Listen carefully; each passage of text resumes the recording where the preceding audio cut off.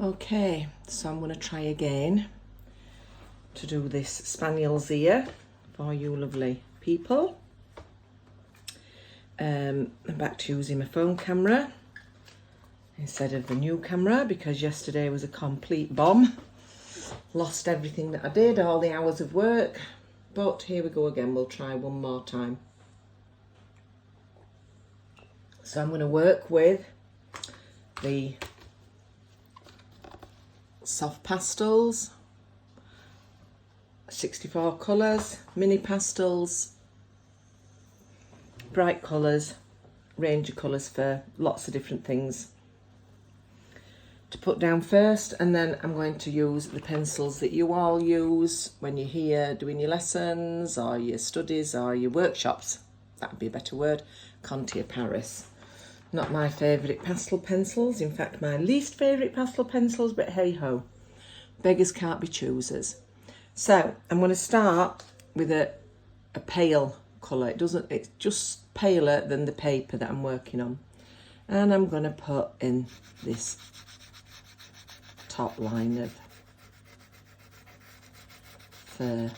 Now yesterday, what I normally do when you come here to do this is we normally get some soft pastel down, and then what we do is we blend that in. And yesterday with this one I particularly decided not to blend it down but with a Q-tip, but rather to blend it down with the actual pastel pencils. And I wasn't intending to do that when I started out yesterday. I was going to do our normal method. You're used to it. I can do it easily that way. But it just felt that it wasn't the right thing to do for this particular dog. I'm not taking out my outline. I'm not trying to cover it up or anything because I've got literally just enough time today to try and get some of this down for you. So I'm going in the shapes that I can see. I'm not trying to cover all of the paper up. Just getting some shapes in there. Now here, this is where the ear goes down, and you'll see here that there's, as we darken it up, that's where you would touch the physical ear. And this is where the fur's just starting its downward trend down this ear. This is coming quite straight down there, and then from here it's curling out from that edge of the ear, coming round, wiggling back in. And I'm not just going to draw wiggly worm strands like this, because that would look so harsh and unnatural. Although the Spaniel's ear is in pieces, we don't want to try and draw all those individual pieces because it will look very stiff. We want to get a general idea of which way the fur is going and where it comes down, where it flicks round, where it curls, but not in starting at the top and drawing these long lines of hair that you can see like this from the very top. It's more a case of trying to get your shapes in, going over the same area, change your direction back from there, flick it out at the ends here where it's flicking.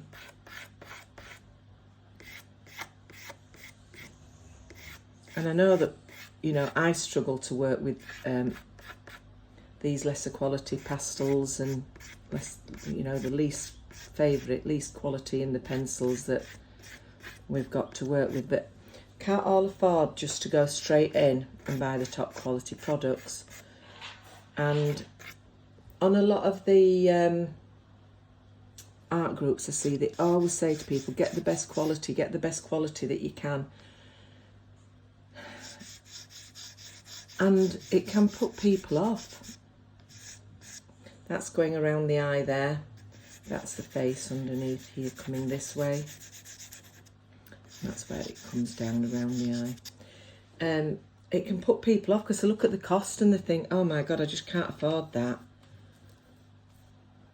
So what I'm trying to do with you is to show that you can start out with cheaper products and you can still learn a lot, because you're only about the maximum of your 6 hours into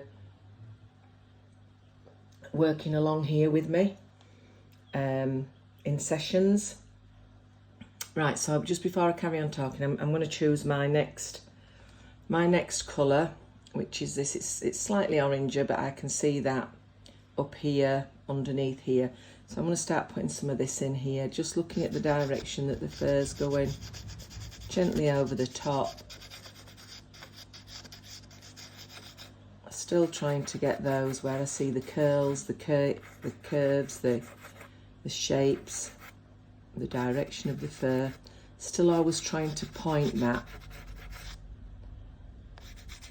in that direction.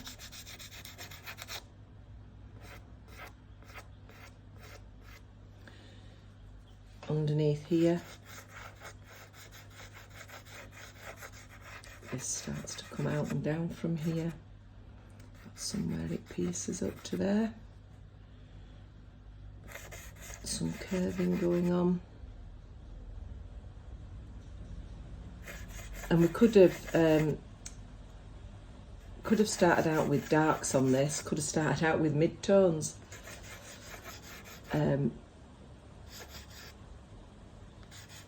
Could have just done the lights at the top at the brightest, and then I could have immediately swapped down to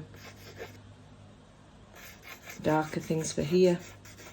There's just always so many ways to do it, and it's just how you want to do it on that day, which is why I like it that you come to session and we don't just watch videos. I don't just do a video and send you it, because if you want to try a different way than I would do it, and then you find that you're stuck and you're not sure, and at least I'm here to try and give you some pointers and direction, and help to get you back on, help you to make the next decision about what you need to do with your work.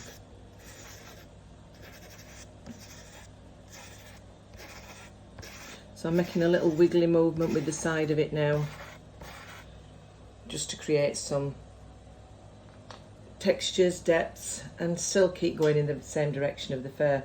So normally we'd get 2 or 3 colours down. I'm just having a drink in between because my voice is quite not strong today. I do more talking since you ladies have come into my life than I've done for years. So yeah, we'd normally get maybe 1 more colour on to get some darker in, and then we'd blend it in. But today I'm going to carry on working a little bit more with the soft pastels, because this is a lot of fur and it's a lot of area to cover in the time that we've got. So that's kind of that edge of the face there, and I've put that in quite a deep red, and I'll just do that like that, because we won't actually work on that bit, but that is the face. So then I'm going to go to a goldeny colour. It's almost the same colour as the paper, which seems strange. And I'm just going to put some little bits of this in where I can see the golds. Still trying to keep some shapes of the fur. We need a lot of different colours. You know, if there was a computer program analysing these different shades and different colours and what we needed to mix one over the top of another to create this fur, there'd be so many, and we really are limited with the colours that we've got here. So what we've got to do is just do our best and try and create the shapes to give the ear the spaniel look.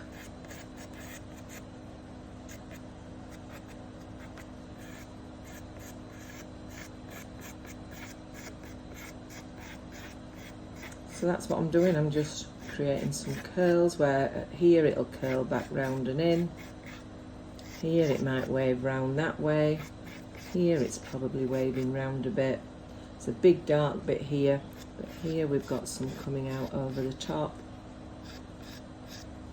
this stays quite light and curls round, and will be done when we get to the pencils. So that's that bit of gold in there. Now I'm going to another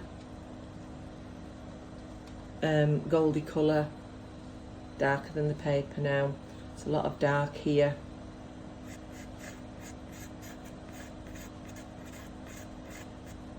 Just trying to, I mean, this is very rough and it will all be blended back in.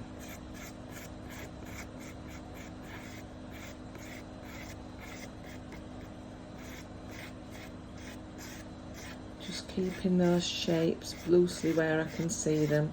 And I'm probably going to cover up the lights and then go back in with the lights afterwards. But the lights just gave me like my ground, my shape to work on. And like I say, there's so many fine curls, curves, hairs, wisps, hair coming from underneath, hair coming from up here down over to here, hair coming from here down to here. And that's what a spaniel's ear's like. It's sort of hair coming out from underneath and hair over the top, and the hair tucked in here.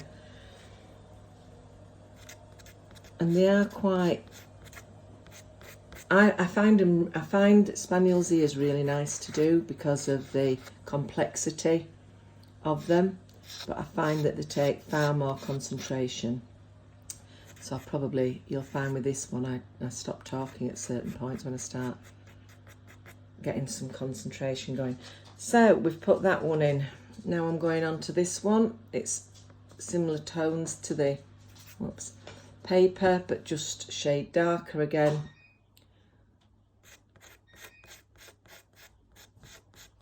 Looking for those dark bits, looking for those shapes. Create this illusion of loads of different hairs layered up.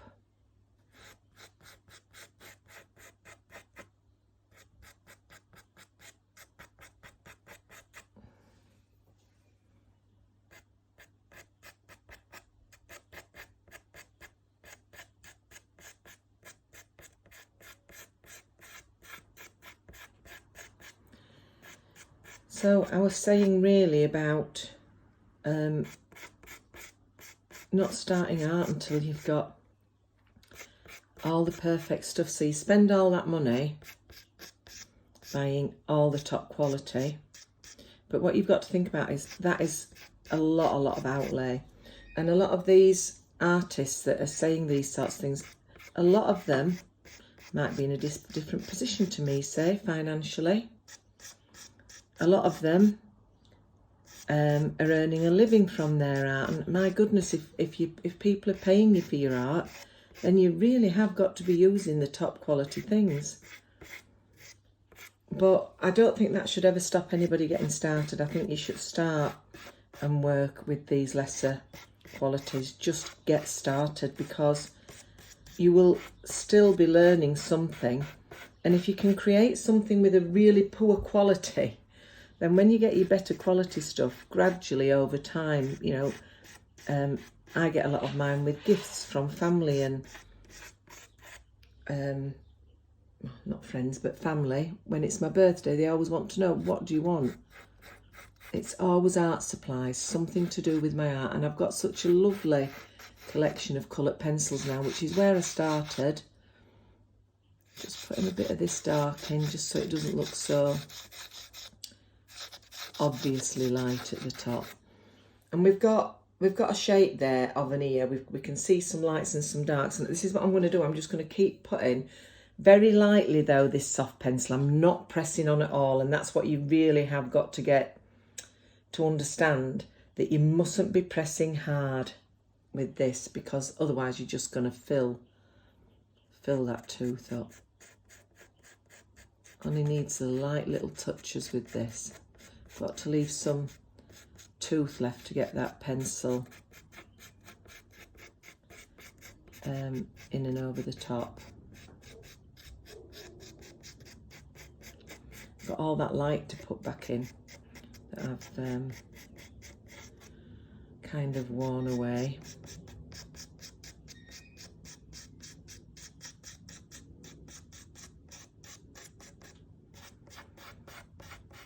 So I really am just getting colours down at this point still. I don't know how long we've done, about 15 minutes. And I'm still getting colours down. And I'm hoping, I think what I'm hoping with this is it's going to actually shorten the process, because if I was trying to do this just with all the pencils, it would probably, I would think, take me far too long to do it. So I can see some like of this kind of colour. It's mostly just here in the face, which I'm not going to do very much with. I can see a bit up here. I've just got it side on, just catching the paper. There. Here. See, as I do this, it does blend it. Anyway.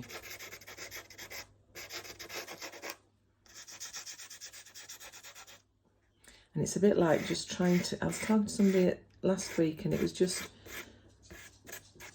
trying to create some shapes, carve some shapes out.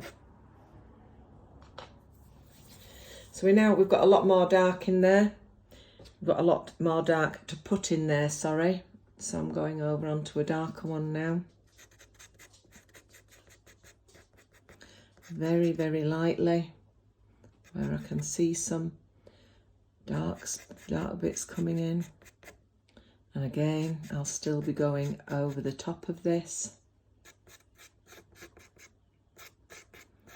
Be putting some lights back, I'll be putting some more darks, I'll be putting more mid-tones in. The thing that I did make sure of when we started this is that we start with a good paper, even though we've not got top quality soft pastels and we've not got top quality pastel pencils. We've got one of the best, not only in my opinion, but a lot of artists swear by Pastel Mat. Both for coloured pencil and pastel work, for lots of things. It's such a fabulous paper. And I did decide that we would start with that, with having the other things lesser quality. And I'm glad that I have. I'm glad that I made that decision, because I think that's working out really well. I think it can take quite a while to get to know how a paper works, what it will take, what it won't take, what the best method is to produce what you want.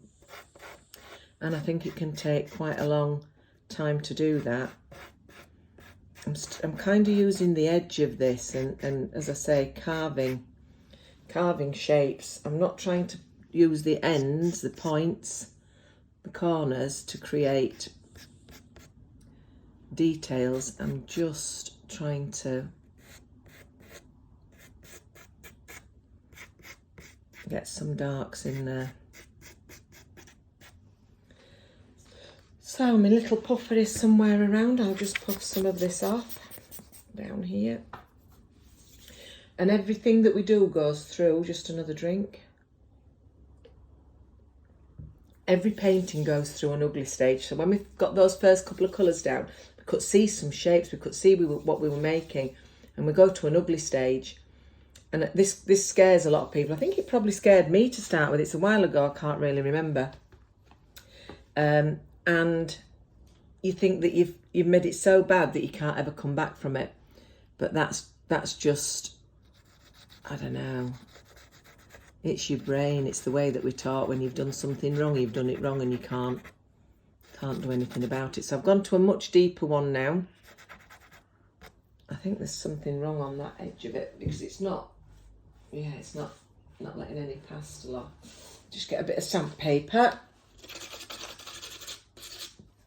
I don't know if it had got some oil or something on it, but it wasn't letting any pastel off. There, see, now I've sanded that, whatever it was that was on it, that wouldn't let it off. And I am using a long corner now for this, because I don't want to make too massive a blocky look of dark, too definite, but I want to get them there. And I'm still just looking for these shapes. Where they are, where they go.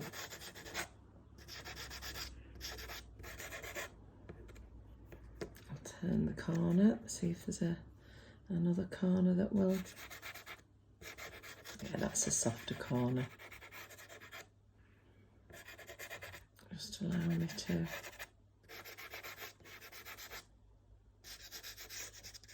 Sometimes a lot of the things that we do, if we don't hold it like a pen,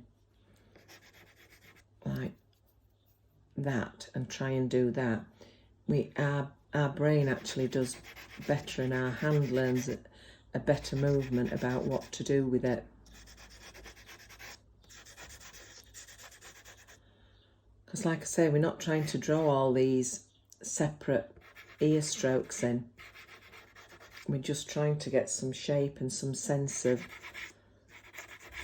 the softness of the ear, trying to keep it quite soft and not too much detail, not too much texture, but soft, nice shapes that give the illusion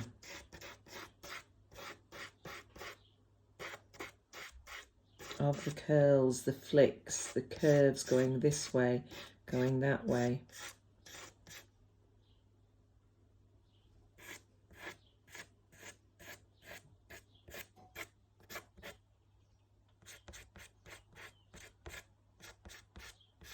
So I'm still working in soft pastel at this point. Not decided to swap over to the pencils yet. Still making marks and little short strokes now to just go over some of those darks and get a little bit more on top of it in the shapes of the curls. I'm not trying to follow the reference photograph that closely. What I want is an idea from the reference photograph of a spaniel's ear. Now, if you were doing one for a friend or a family member as a gift, or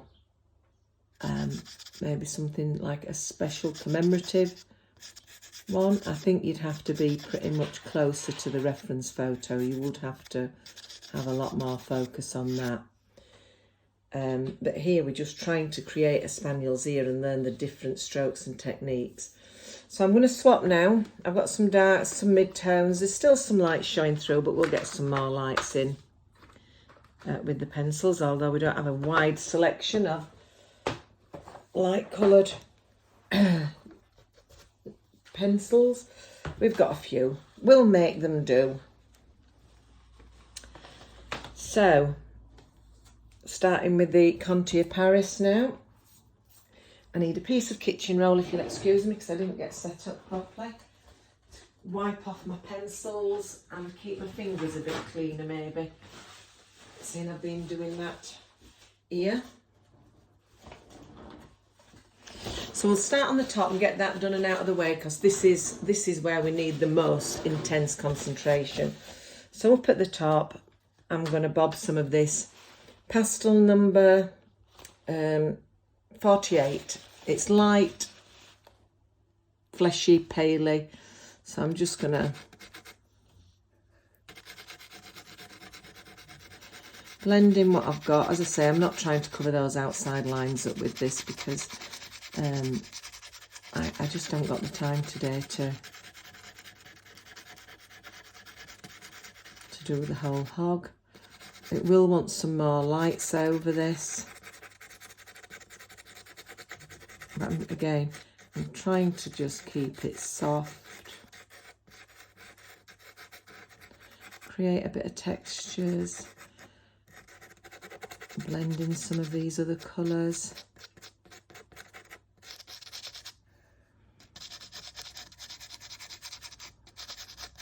I can feel the pastels. I can feel where the pastels on the paper under my pencil, and where I'm still basically down at the regular you know, just the paper without the pastel.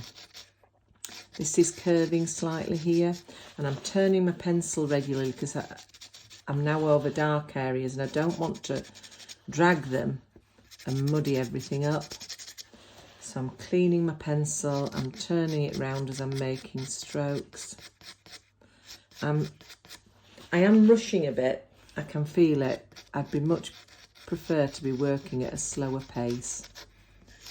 But I want to get this top bit done so that we can concentrate more on that ear. So I'm probably just going to leave this all smudged out over here actually. It's a little bit like the top. Let's put a bit of cream in and a bit of white and right. But just very quickly because this bit's not, it's not that dissimilar to other dog's fur, isn't this? Dog's hair. You know, you'll get plenty of practice with any sort of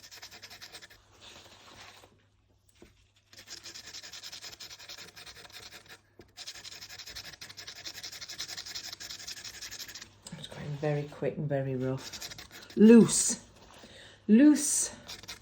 not tight and intense and trying to create detail. I'm just going very loosely, smudging this back around the top.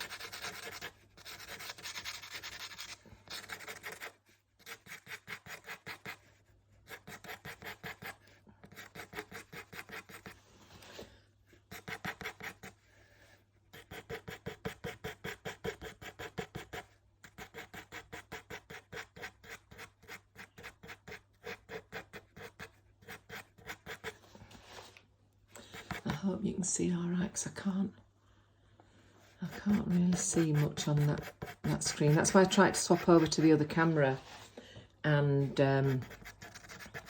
I've had it ages, that camera. I've never used it.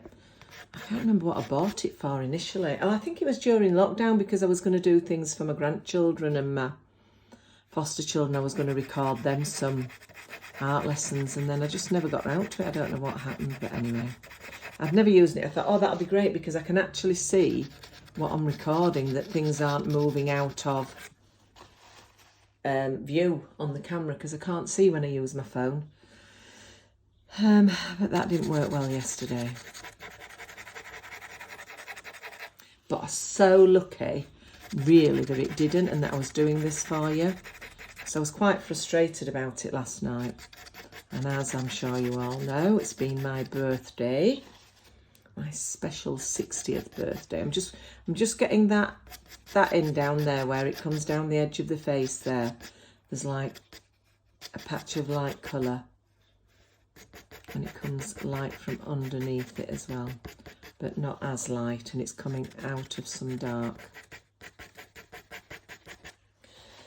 So, being my special birthday and me being frustrated and me always saying I only want art things and nobody having a clue what to buy because nobody else is arty, my husband had collected some donations in for me for art things, and I kind of thought I was going to settle on an airbrush for my birthday present, but because my computer is 10 years old, 11 years old, I don't know.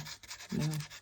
So it's a lot old anyway, and I avoid using it if I can, my MacBook now, because it's frustrating. It's very frustrating. So I try not to use it for anything, and there's so many things that I could do on it that I just avoid doing because it's such a frustrating thing. They said to me last night, well, why don't you put your birthday money towards a new one and I'll make the difference up. So how lovely of him is that? Oh dear. There are some really nice people out and about in this world. So, he's ordered me a new MacBook Pro.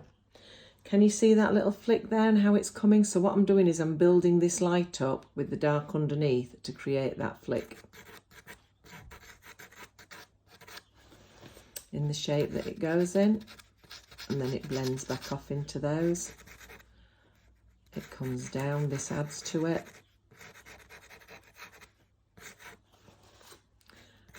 hairs all come down and add into this bit. These bits flick up a little bit more. As I say, I'm not going to do very much up there because I want to get down into this ear. But that sort of creates some of the shape there. So I'm going to go change my pencil and I'm going to come to something a bit more goldeny. And I'm looking for a pencil. Could have sworn it was in this set.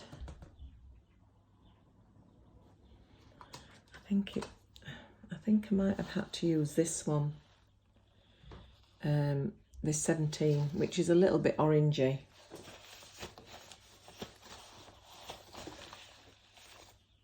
Yeah. So here, going to my grip, 4 fingers on the top, 1 thumb underneath to hold my pencil. To make my brain, instead of use it like a pen, this will help my brain, like using those soft pastels held sideways. This will help my brain to apply the pastel in a different way than if I held it like a biro pen. I'm not cleaning this off at the minute because I'm not really wanting to take that dark off. I'm not turning the pencil around. I'm just happy to move it in that bit. And it is definitely too orangey. But I would have preferred a sort of a matter, greenier, goldy colour for this. Not such a bright orangey colour, but anyway. Like I say, when you haven't got the best of the best and you haven't got the selections, you've got to go with what you've got. So what I'm trying to do now is get some mid-tones in here. Around and over those darks, but still keeping it soft and still keeping, not really looking for any individual hairs.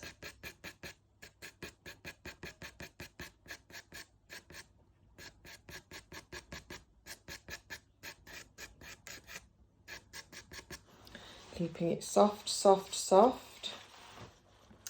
That sort of goes outwards. That comes down. Still the same grip. Still puff off the rest of the pencil. This is coming up and round here as it comes off that leading edge of the ear. So that's the bit really on the Spaniel's ear that when you look at it, it goes like that. And this is the ear edge where you would, if you wanted to hold the edge of the ear, run your fingers down it. This is where this is.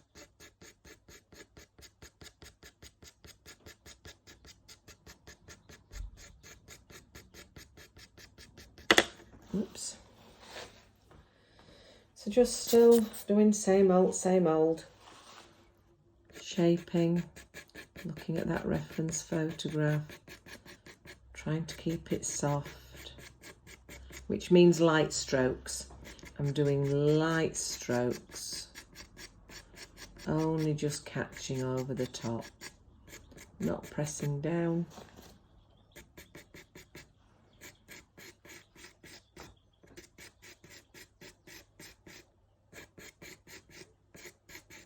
It's like real light carving. It's like when you see somebody start with a block of granite. A big square block of granite, and when they've done, they've got this beautiful rounded shapes, people's legs, arms, faces, butts, toes, fingers, lovely rounded shapes.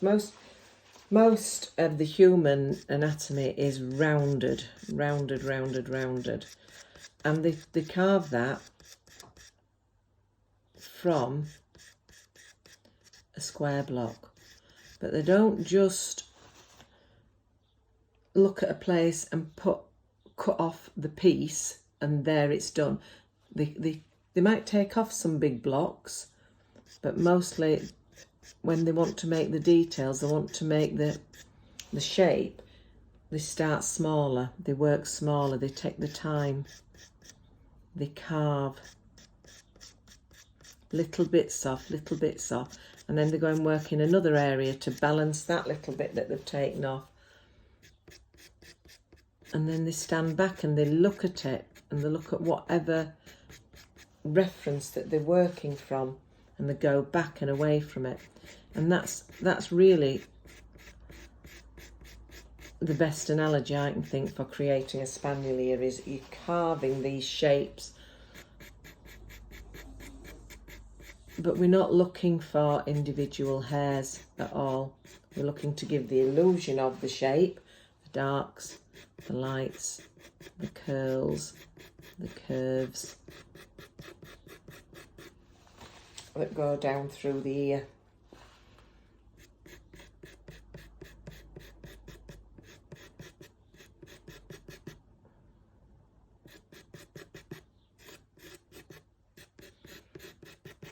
And it is just keep going. I mean, the French ear, it's quite doable in about an hour and a half to 2 hours. The folded terrier ear, a little bit more tricky. I would say you wanted at least half as much time again for that.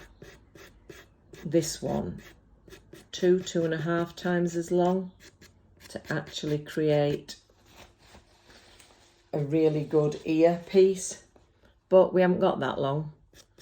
So what I'm going to do is I'm just going to do what I can do in the time that we've got. And then I'm going to hope that those of you that's got pencils and things will go on home and keep working at it and working it, even if you get it wrong, but just keep working at it, because even if it doesn't look right in the end, you will have learnt so much through continually going back in with lights and darks. You will have learnt so much about what you can and can't do, what looks stiff and unnatural, what looks like it's been overworked, what areas you can see where you should have put more work in, and definitely there'll be areas that where you think, God, I've really overworked that. But that doesn't matter. That's what this that we're doing is about. It's about encouraging you to work out what is the best way for you to do it.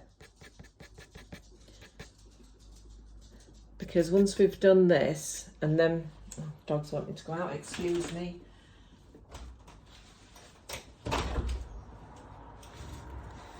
Once we've got this ear done, we've a couple of mouths to do. And then you're going to be choosing your own reference photo and working from that from start to finish with your dog. So I'll then just be here if you need to have some advice. Where do I start? Which bit do I start from? Where do I go next? What should I do here? How should I tackle this? Because this looks like a problem area. That's all I'll be doing then. So I won't be doing these videos of each of your dogs or whatever. But maybe when you've done your dog, you'll want to go on to something else. Maybe a cat, maybe another animal. And, you know, we can do this again, this whole process. We can start with cats. Eyes, different shape to dogs. So I'm going to swap pencils now because I think I'm getting too much of that colour on, and I've been chattering away too much. There's quite a reddy brown in there, and this is pastel 31. So I'm going to put some of this in now. Probably not as much as that goldy colour that I've just put in, but there is definitely some. Still the same pencil grip, 4 over, thumb under.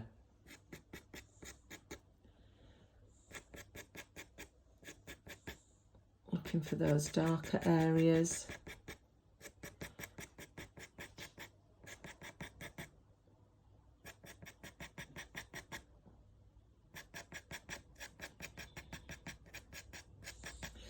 They're a bit like transitioning colours, are your mid-tones. The sort of where you transition from your lights to your darks.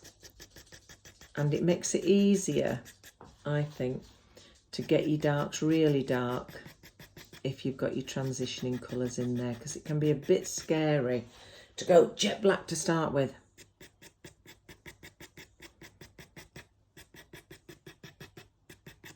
But when you've got your colours that take it from dark to medium to light, then you can be a bit braver and push some more darks into those areas.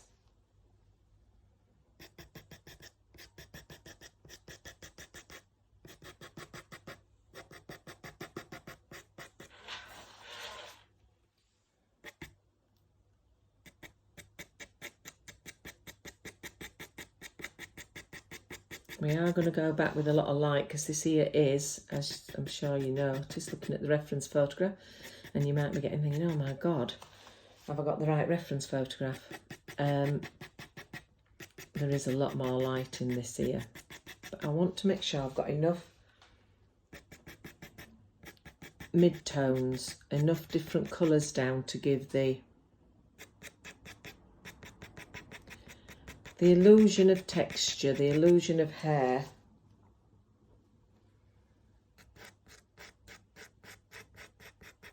Before I go in with that white, or cream, or light, should I say.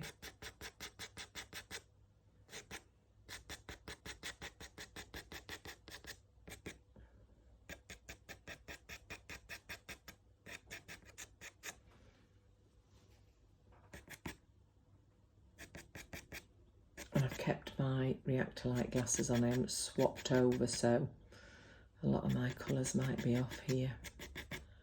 Can't really tell when I wear these. Sat in the conservatory because they darken down. It's a bit late now to change them because I'd have to change the whole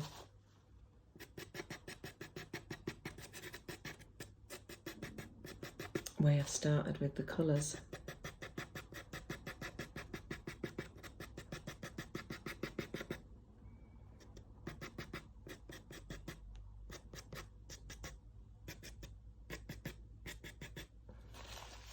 I'm still trying to go keep some curls in there.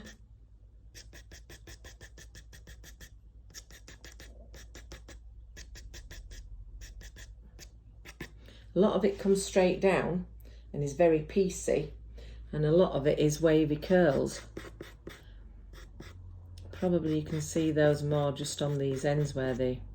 And behind here is a blue neckerchief that a lot of people put on the dogs, but I don't want to spend any time at all working on what's behind that ear at the bottom. Just haven't got the time, which obviously I would do if I was doing it as a portrait for myself, for somebody else, whatever. I would make sure that I did do that. So now I've got some of that nice, it's a reddy brown in. There's a lighter one here, it's pastel 18. And I'm going to put some more of this in because I don't think I've used this one yet actually. I normally don't put them back in the thing so I can tell you what I've used. I'm putting some of this in now because, and again, I'm not just working in an area that I can see some of this colour and just putting it in that area. Because I'm trying to create the illusion of loads of different colours, myriads of different colours in this fur. I'm kind of working these colours a little bit all over.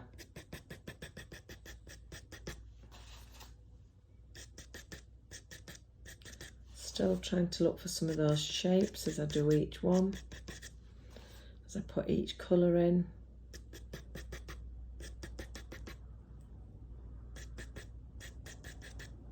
Still the same grip, 4 over 1 under.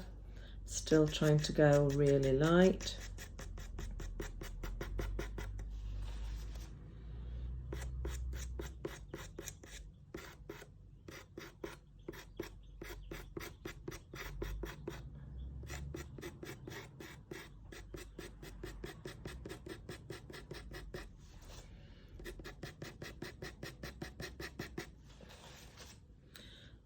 Cleaning off my pencil.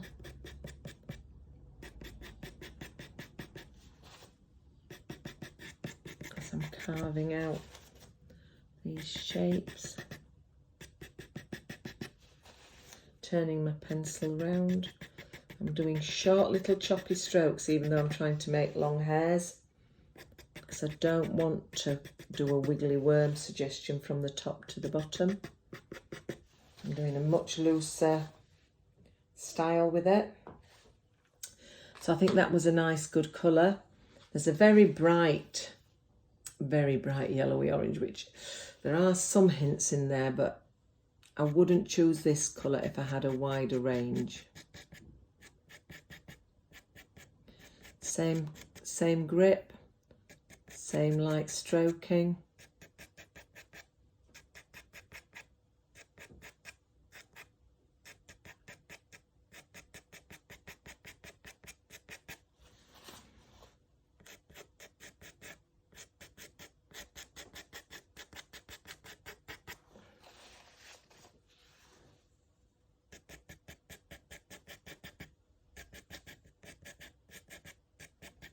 These hairs here come kind of down in the middle.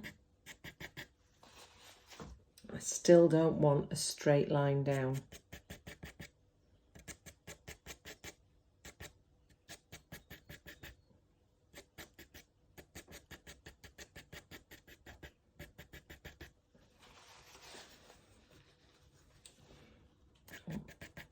Little bits of a line.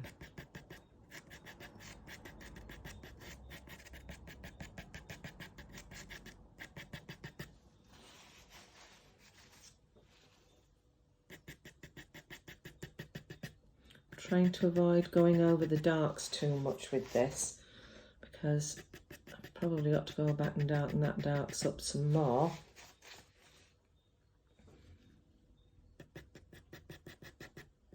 And this is quite a bright colour, so it does add to the highlights.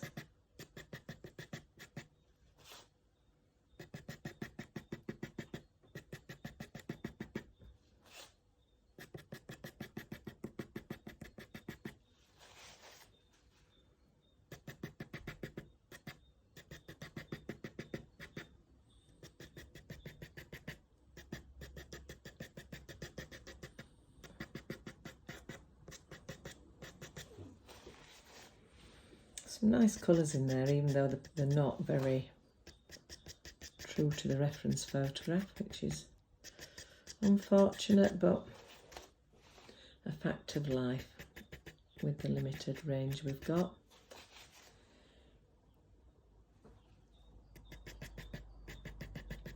I was watching some YouTubes myself the other day, and I was watching how artists mix the paints, and I think I always believed when I did the coloured pencils that the colours mixed when you blended them in, or whatever you did, they mixed. I'm not sure that I think that that's right, or that I don't achieve that when I do it.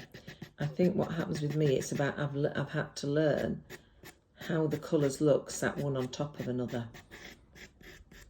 Rather than mixing it up together to get my colour that I want, I've had to learn how they look sat on top of one another. So I've had to learn if I want a particular colour, tone, shade, whatever you want to call it, in a certain area, I've had to learn what goes down first, what goes underneath, and what goes over the top to achieve that effect.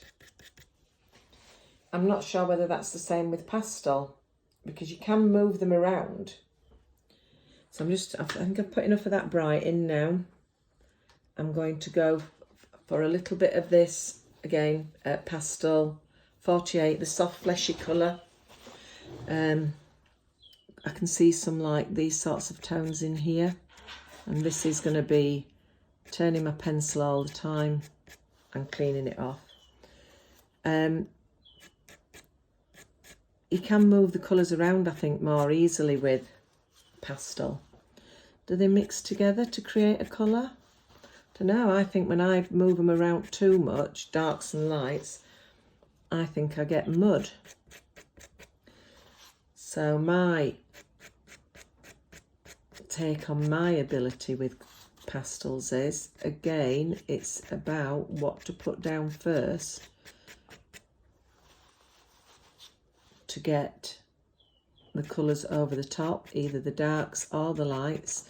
So under the darks, well, just use a black pencil. No, just use a brown pencil. No, because I still want a richness of colour. Our eyes like that. Our eyes are attracted to it. So I still want a richness of colour even in my darks. So I'll use reds, blues, greens, purples in my darks before getting my darks over the top, which you might say, but you can't see it then. But my eyes can. My eyes know when I've just put, say, black down or the darkest brown that I have. My eyes know, and they can see it. They know the difference between when I've put that down or when I've put some green in it, or I've put some purple in it. So I've still got the same grip, cleaning my pencil off. I've still got 4 over the top, 1 underneath. Cleaning my pencil off regularly with this, not every single stroke, because there are some things that I want to kind of smudge around a bit.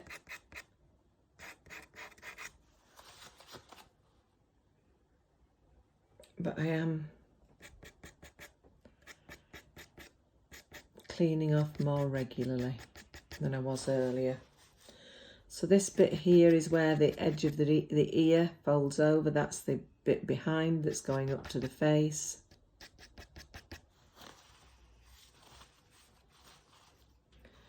It's actually not. I've taken my eyes off the reference photo. This is the bit that folds round. This is the folded bit of the ear.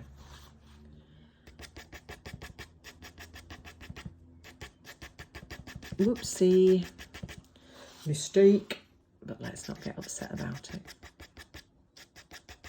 Smudge some of that through to increase my colours on it. That's the edge of the face. That red there that I put in. Put a lovely bright red in so I could see where everything was, and then got chattering away and forgot what I was on with. Never mind.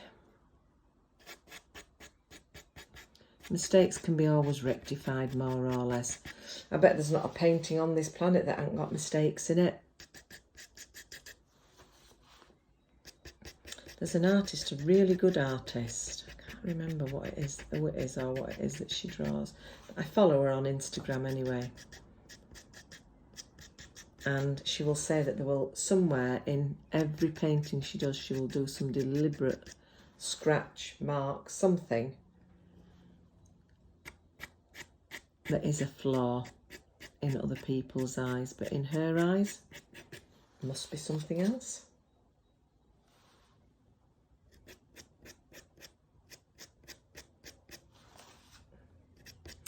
Okay, so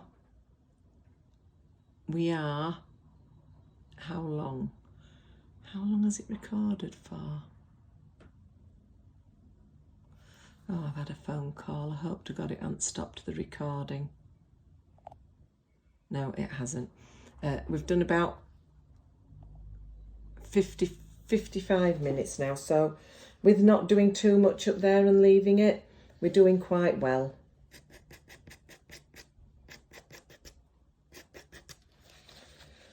So we've got hairs that come this way, we've got curls that go that way.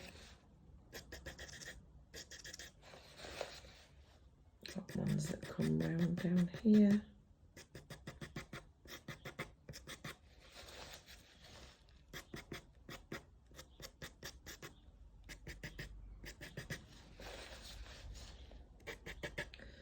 Ones that come straight down here.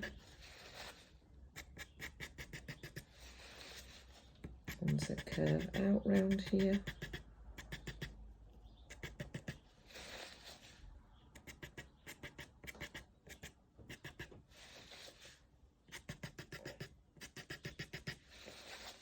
And if I didn't have that darkening underneath, and there will be areas like here, here, more here, that'll need some more darkening up.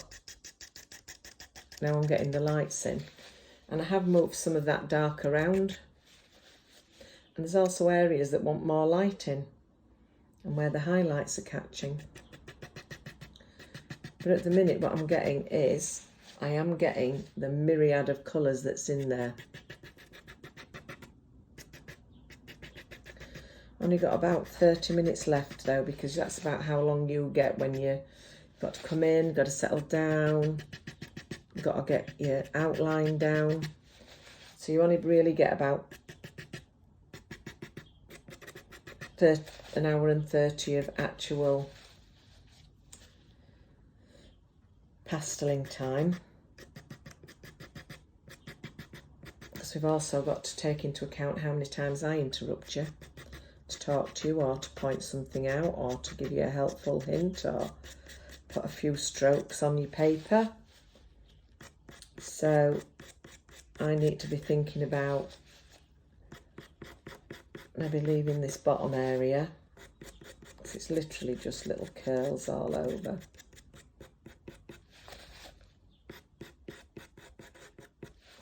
And going back up and getting some more in up at the top there. So I keep knocking my pastel off the paper.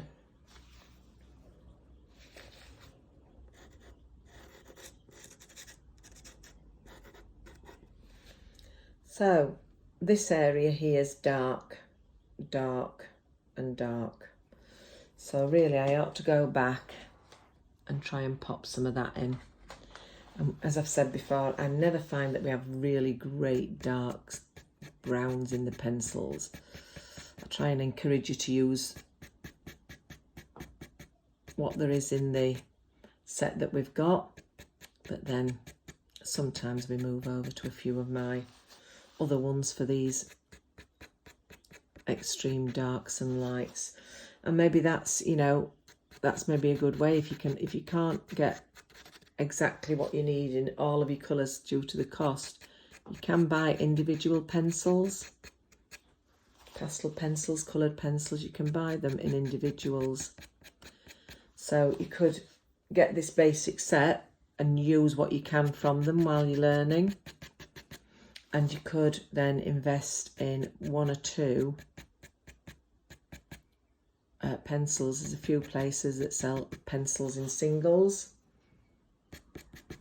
I think I've sent you a few links for somewhere that I use.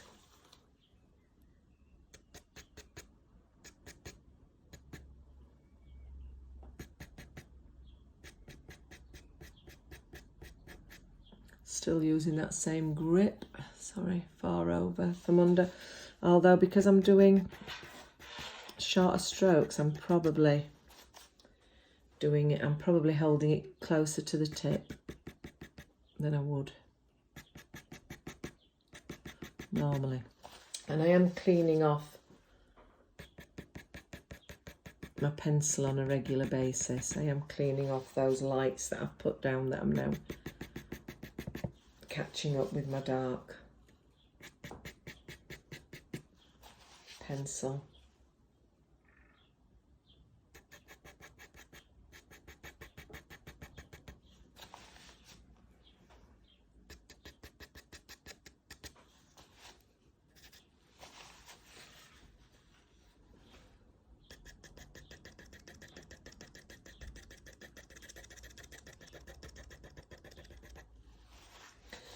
And in some of these movements, depending on what part of the painting I'm sort of jabbing it in. And then I can just smooth some of those other colours back over it. This is why it reminds me of carving this, because I can just imagine the chisel being hit by the hammer, carving this area.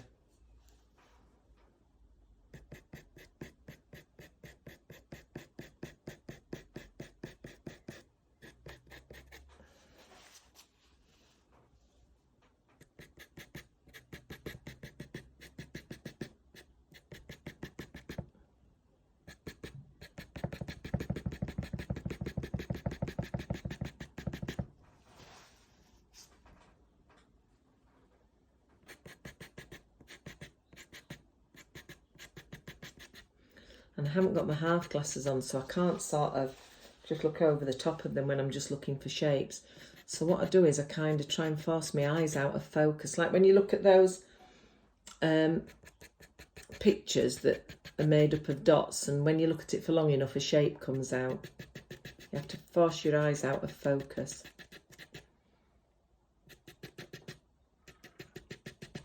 And that's why I cheat quite often and I wear those other glasses. Not only because of colour change, but because I just look over the top of them and my eyesight's so blurred, I don't have to force my eyes out of focus or squint or screw them up. So there's not many advantages to having poor eyesight, but that is one of them. Okay, we can always go back with some black later to really bang in those really, really dark bits. We've got some reds, we've got some golds, we've got some browns, we've got some orangey colours, got some pastel-y peachy colours in there. That's all going on in there. And I think now, because we are at, I don't know how long we're at now. Oh, I'm getting that many messages, I can't do this. We're at over an hour now. I'm going to come in with the cream pencil. I'm going to keep my grip the same. And I'm going to stroke it over the top now. Catching the top to create some wisps. Cleaning it regularly. Going for the shapes.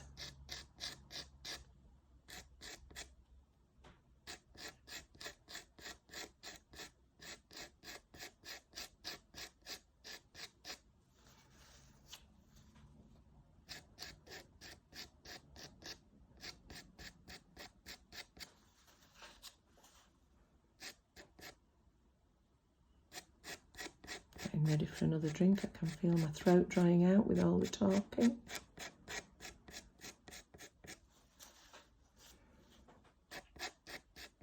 The darks, if you go lightly enough, where your darks are underneath, if you go lightly enough, you can leave them there. You can go over the top of them, but they can still be very visible underneath. And this is about being lighter now.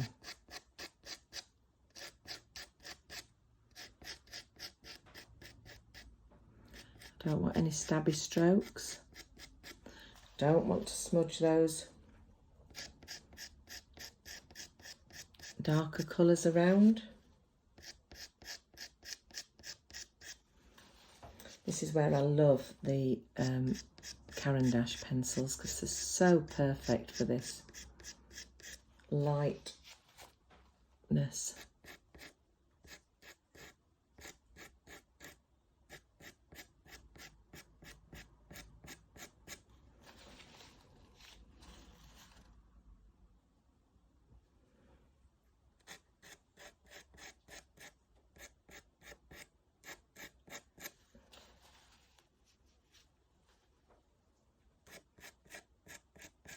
I'm not going to run over time. I'm always tempted to just carry on once I get started. But I'm determined not to run over time, because that's not really fair on you, because you only get that time no matter what, and you've got to go on then and do it at home. So I'm determined that I'm going to stop on time.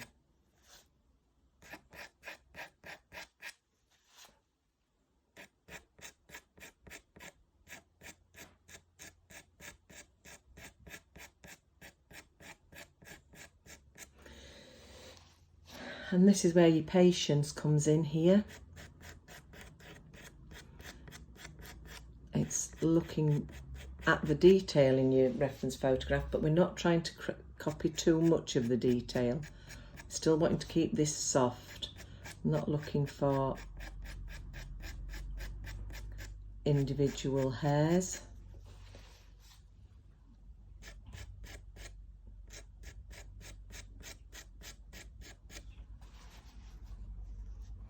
It is very light up here and it wants some white. I'd prefer a different cream, a lighter cream, rather than using white for it, but this is the one that we have, so this is what we're going to work with. And then we'll put the white in. And when we have a wider range of colours, we would choose differently.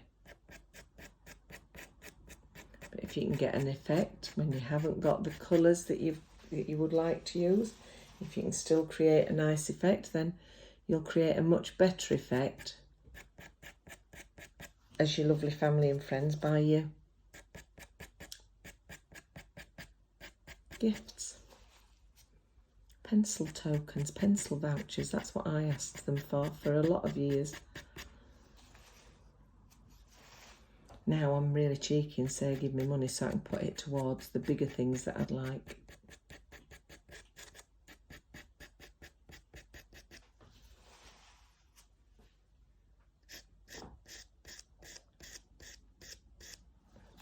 So sometimes I do want to pull some of that brown through to the tips. You can see that I'm just doing that there.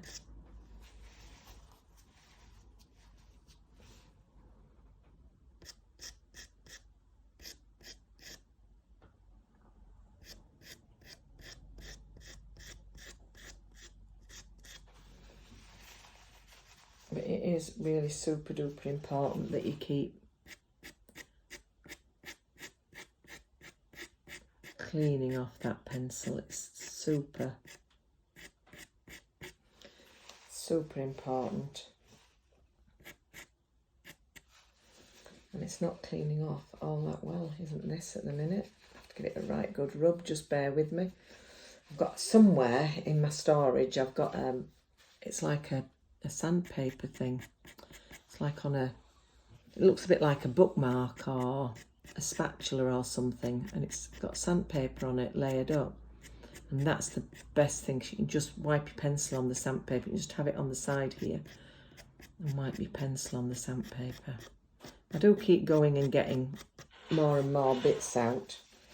But the trouble is this poor conservatory is only so big, and with our art classes I do have to have room for you all. The voice is going really croaky now. Glad we're getting near the end.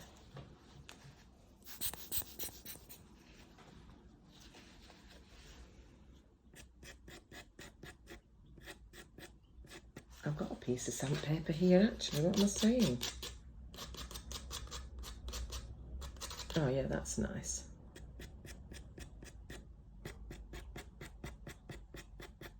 And then I put down a cleaner colour. When I take off all that pastel that I've just picked up, I put down a cleaner colour, a more intense colour, even though it's only cream. It makes such a difference. I'm not dulling it down, smudging it about. I'm actually getting down the colour that I can see that I'm wanting to put down. Oh, the best colour I've got at the moment for putting down.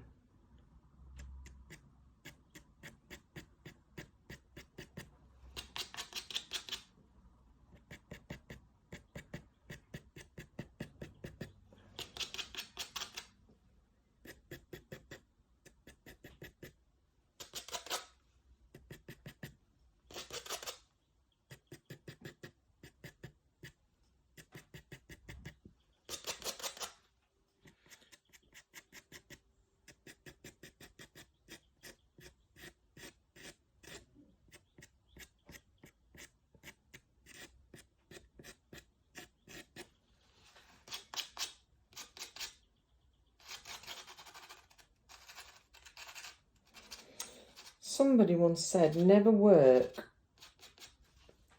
from, never work from my photograph, always work from your own reference photograph. And I can understand that, because I'll be seeing colours different than you, I'll be doing things differently than you. But I think sometimes when you're doing something like this, there can be too much detail in the reference photograph, and I think it can be harder for you to decide what to leave out, and I think you can feel a bit disappointed in yourself for not getting it down. It can be less challenging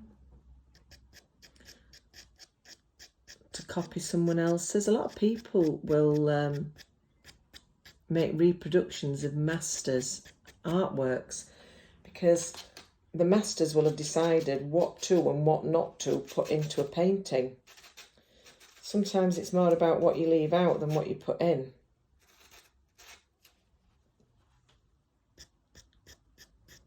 So although I was told that by a very experienced and professional artist,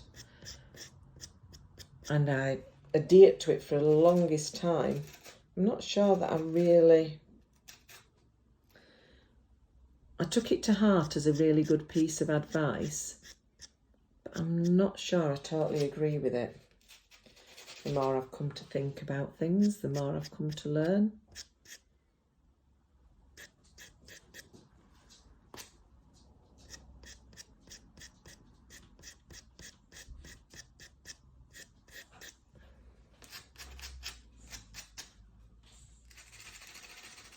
Suppose if you want in hyperrealism and uber detail, then you need to be working from the reference photograph. If you're looking for a softer look, more arty look, more painterly look, then does that really matter if you haven't got all that distracting detail in the picture that you're working from? Does that allow you to create more from you, inside yourself? Bring things of your own instead of slavishly following a reference photo? Does it bring more of your personality and the thing that you want to see in that picture? Maybe. But these are things that we just have to decide for ourselves. And I suppose a lot of us don't even give any thought to it.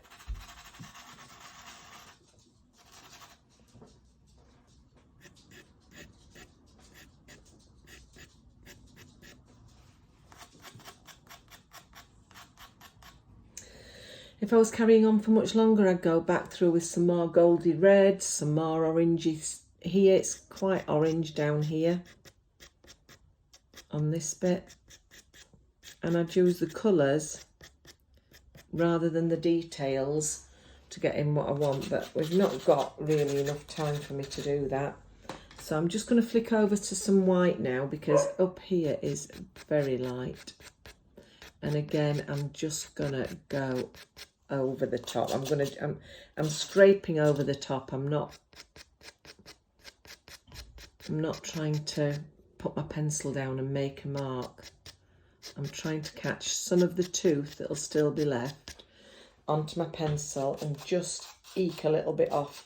Don't want it too white because I want to see those strokes in there. I want to see those first shapes in there. But the light will be catching just the tops of the fur.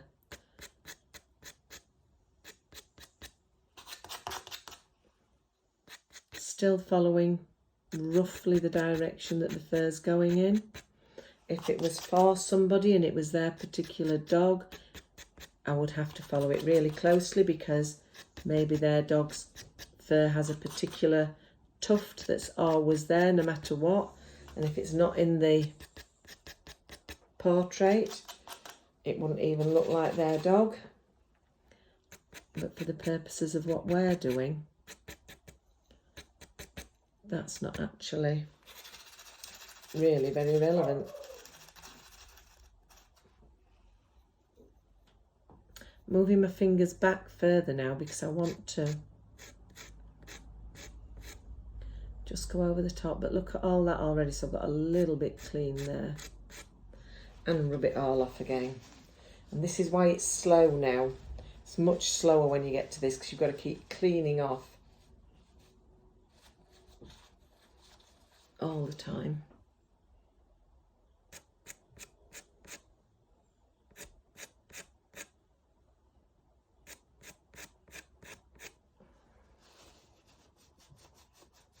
I like it when it's slow. Wish we had more time. This is the bit where my brain really, really goes into enjoyment mode.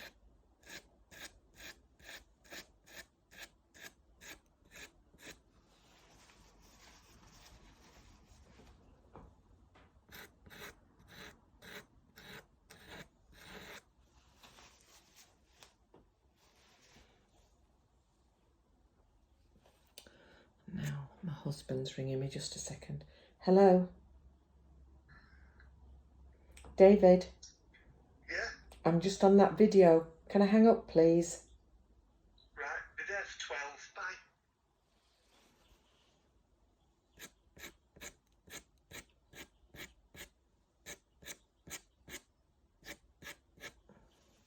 I daredn't pause it, take the call and try again, because if I don't manage to get this up for you, I'm not going to get it done this week at all.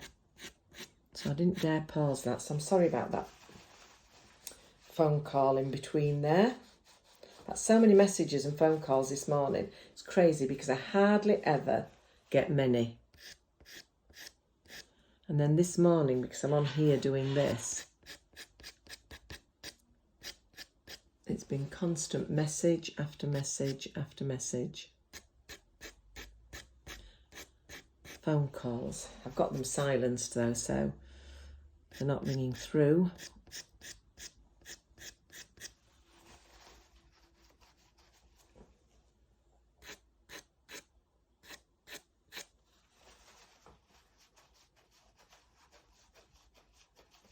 Don't think I'm going to get right down to the bottom even so, with the time that we've got. So this is where you'd have to take it home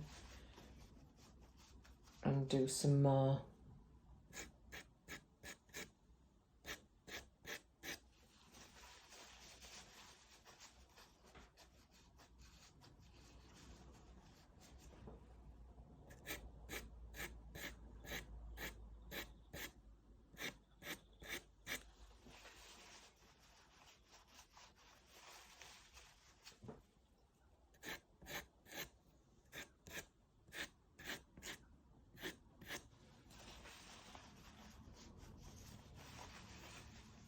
So as I was saying, if any of you, when you come to session, feel like you're really struggling when you're getting towards the end of how many details to add, how much different separate hairs, if you want to take home the one that I've done and just work off, because mine hasn't got the detailing, it's got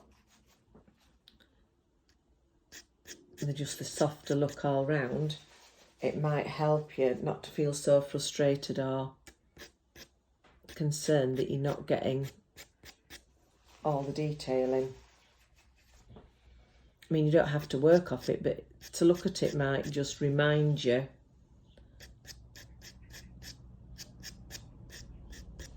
that you don't actually need to get that much detail.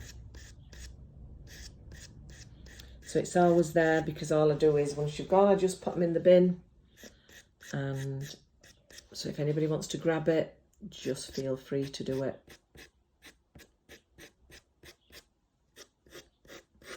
But if you don't think it'd be helpful, then don't take it, because it's all about what's right for you, what would suit you, what would help you to do better. I wish there'd have been somebody. I did do a few workshops, and that's great, you're all working on the same thing, a bit like we do. But there were a lot of people at them, and the person that was teaching us would well, there were different ways. Some demoed, mostly they demoed it first, like I'm doing, and then they'd leave you to get on with it a bit and have a walk around. But because there were so many people there, they didn't really have the time to spend with each individual when they got to a point that they were stuck. And then obviously they had to keep moving it forward by going back to demo again. So I really like our way, where I'm doing this first, and then when you're in session, in class, whatever you want to call it, my time's just yours. I'm not trying to make my brain work on what I'm doing. I'm just focusing on what you're doing. And I wish I'd have had that, because, you know, when you make a mistake, you've got to try and, a lot of the time, work out for yourself what's the best way for you to sort out your mistakes. But sometimes it can be so defeating and you can't think of a way, and then what's that then? You just see it as a defeat. And how many defeats do we keep having before we, without a bit of support from somebody, how many defeats do we keep having and keep getting back up and going on? So, and when I look at what you've achieved from absolutely zero previous practice, skill, experience in doing this sort of thing, when I look at what you've achieved in just 6 hours of coming along and watching tutorials, coming along, working through it with me, or me working through it with you, whichever way around you'd like to put that. When I see what you're achieving, what you're actually making in that hour and a half, I'm so proud. I'm so proud of you. I'm so glad that we do it, because all the hours and hours and hours and feeling a bit downhearted and upset that I couldn't work out where I was going wrong at. I could watch other people for yonks doing what I couldn't work out how to do myself. So I'm really pleased that we do it the way that we do. I think I wasn't intending to do these videos. We were just lucky that I think it was Sue that couldn't come along one time and asked me to give her some pointers, and I thought, you know what, I'll just do it a video, because trying to write stuff down to tell you how to do this would be far too labour intensive for me. So what I'd do there is I'd probably stop with these lights and go back in with some more darks and then come back to the lights again. I have got somewhere I haven't cleaned my pencil off enough when I've been talking. I've got some bits where I've dotted some dark back in. I'll just smooth those out. I don't want those dots of dark in. So I would just intensify the darks. I'd put I see some more goldy reds in there that have got blended out too much. I still see more light up here. And I think I'd go back in with some of this pinky pastel 48 up at the top, because I don't really want to make it just white. Although the photograph is pretty white at the top, it is not pleasing to my eye. That is not a colour that I particularly want to have too much of in. And there's a bit of like a yellowy colour. Just let me just try this yellow. I don't know whether it's just completely the wrong thing to do. I don't know what these colours are good for, really. I often wonder how they choose, when they make sets up, how do they choose them? What are they thinking that people are going to be drawing? They're trying to cover all tastes when they make up these starter sets and things. I don't know. It's light and it's brightened some of it. It's not really. Maybe try this one. Put some of this here. It's another strong colour. These are very strong colours. I'm not really looking for too much strong. I'm looking for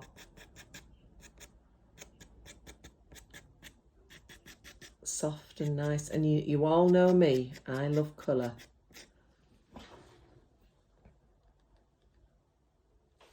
So sitting back and looking at it, I still want to be darker through here, so I'd go in with some black. I want to be a bit darker up here. I'd go in with my other pencils. I don't think I'd use the black and the grey from this. I'd like some dark navies in at the bottom, some more red here. But we're on 1 hour and 25, and this is where we'd be more or less stopping now. And I've got other things that I need to get on with, so I will call it a halt, ladies, and hope that that's enough for you for today. See you on Thursday.